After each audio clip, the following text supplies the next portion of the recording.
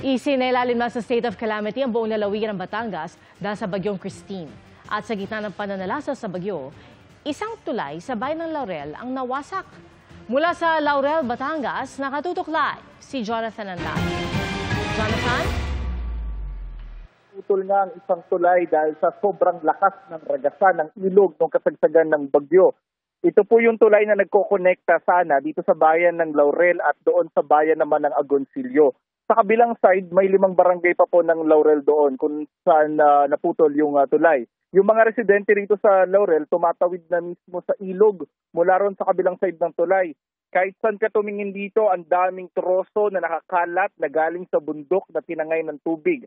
Sa buong Batangas, 54 na ang patay, 21 ang nawawala, 18 ang sugatan. Batay po yan sa inisyal na tala ng Batangas PNP.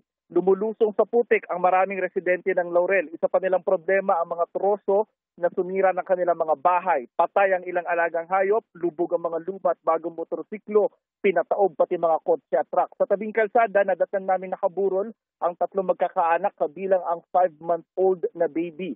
Napatay sila sa landslide sa loob ng kanilang bahay. May isang babae namang iniisa-isa ang mga punerarya at presinto dito sa Batangas. Mahanap lang ang kanyang pinsang si Annalyn at ang 8 taong gulang na anak nitong si Ira na nawala matapos anurin ng baha sa bayan ng Agoncillo.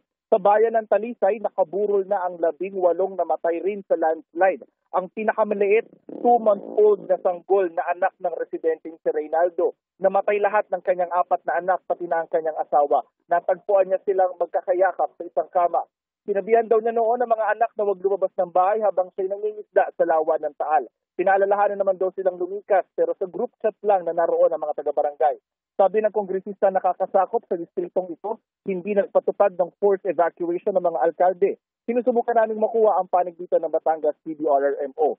Halos lahat ng napinsala ng bagyo ay mga bayang nakapalibot sa lawa ng Taal. Sa ngayon, may mga kalsada pa rin hirap madaanan sa Talisay at Laurel.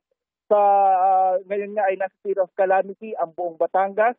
Dito po sa Laurel, walang kuryente, wala ring tubig, pahirapan ng cellphone signal. Kailangan po rito ng mga dagdag na pagkain, inuming tubig, damit, sanitary kits at mga gamot. Balik sa iyo, Pia. Maraming salamat, Jonathan Andal.